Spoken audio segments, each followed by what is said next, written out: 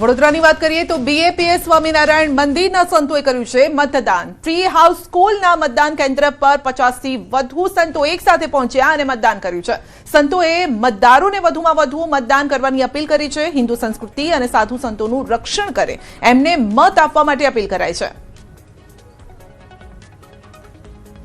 સ્થાનિક સ્વરાજ્યની ચૂંટણી છે ત્યારે સામાન્ય નાગરિકોની સાથે સાથે સંતો અને મહંતો જે છે તે પોતાના મતાધિકારનો ઉપયોગ કરવા માટે આવ્યા છે અને સંતો સાથે વાત કરીશું। સ્વામીજી, શું કહેશો?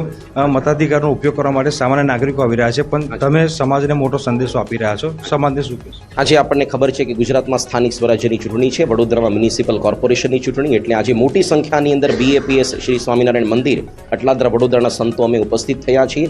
કોઈ પણ શુભ કાર્ય વહેલા અને પહેલા કરવું જોઈએ, શુભસ્ય શીઘ્રમ। એટલે સૌથી પહેલા ભગવાનના દર્શન કરીને અલ્પાહાર પૂર્વે આજે અહીંયા મતદાનનું બીજું પવિત્ર કાર્ય કરવા માટે સંતો ઉપસ્થિત થયા।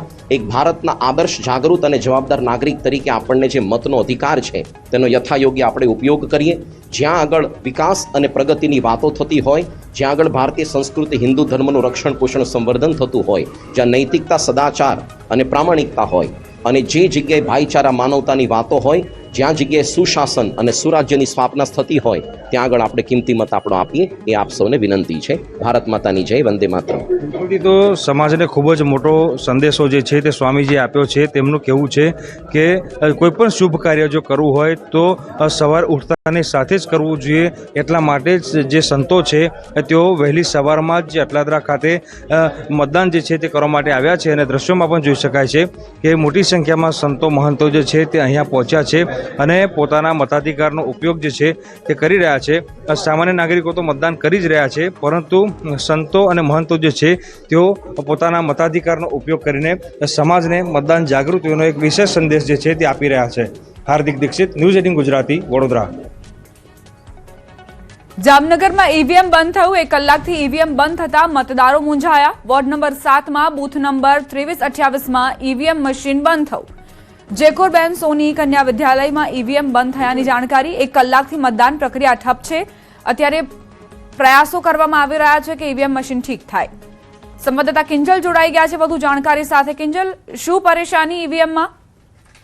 બિલકુલ દીપા, જે પ્રકારે વાત કરવામાં આવે, હાલ સ્થાનિક સ્વરાજ્યની ચૂંટણી છે તે આજ શરૂ થઈ છે અને સવારથી જ જે મહાનગરપાલિકાના 16 વોર્ડ છે તેની તમામ બેઠકોમાં ત્યાં મતદાન છે તે શરૂ થયું હતું। 7 વાગ્યે જ્યારે જામનગરના જેકુરબેન વિસ્તાર કે જે વોર્ડ નંબર 7માં આવેલું છે ત્યાં બૂથ નંબર જે 23/28 છે તેનું ઈવીએમ મશીન છે તે એકાએક બંધ થયું હતું। ભારે મથામણ બાદ પણ 1 કલાક જેટલા સમય દરમિયાન આ ઈવીએમ મશીન છે તે ચાલુ નથી થઈ રહ્યું અને જેને લઈને હાલ મતદારોની છે તે પણ ક્યાંક ને ક્યાંક મૂંઝવણ વધી છે, કારણ કે મતદારો છે તે વહેલી સવારે ગરમીના હિસાબે મતદાન કરવા પહોંચ્યા હતા, પરંતુ ઈવીએમ મશીન છે તે બંધ થતા પારાવાર મુશ્કેલીનો સામનો વેઠી રહ્યા છે। જે પ્રકારે રાજકીય પક્ષના જે એજન્ટો છે તે પણ આ મશીન બંધ થતા ત્યાં ફરજ પરના અધિકારીને તાત્કાલિક નવું મશીન મુકાવવા માટેની પણ હાલ જે પ્રકારની વાત છે તે કરી રહ્યા છે અને હાલ આ મશીનને રિપ્લેસ કરીને ફરી મતદાન પ્રક્રિયા ચાલુ થાય તે માટેની માગણી કરી રહી છે, પરંતુ બીજી તરફ મશીન બંધ થતા હાલ મતદાન છે તે અટક્યું છે। જી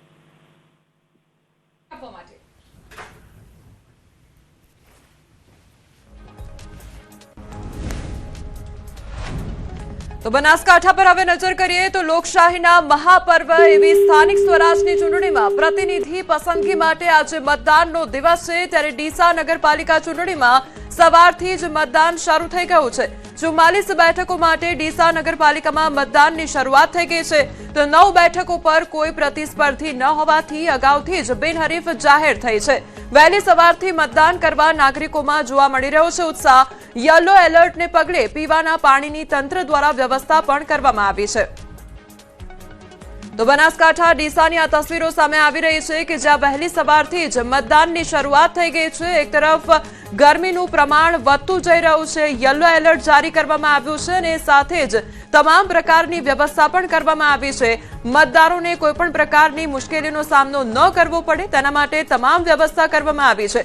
પીવાના પાણીની પણ વ્યવસ્થા કરવામાં આવી છે। આ સાથે શેડ પણ બાંધવામાં આવ્યો છે। ત્યારે હર્ષભાઈ સંઘવી છે કે જે મતદાન મથક ખાતે પહોંચ્યા છે અને પરિવાર સાથે મતદાન કરી રહ્યા છે। ખાસ કરીને લોકશાહીનો પર્વ છે અને સુરત જે પ્રકારે રાજનીતિનું એપી સેન્ટર બન્યું છે, હોટ ફેવરિટ છે, ત્યારે ચોક્કસપણે જોઈ શકાય છે કે ગૃહમંત્રી હતા, ડેપ્યુટી સીએમ છે અને જે રીતે તેઓ મતદાન મથક ખાતે પહોંચ્યા છે પોતાની પત્ની સાથે, ત્યારે દ્રશ્ય જોઈ શકાય છે કે પોતાની પત્ની સાથે પહોંચ્યા છે અને મતદાન માટે આવ્યા છે. ખાસ કરીને લોકશાહીનો આ પર્વ છે અને લોકો જે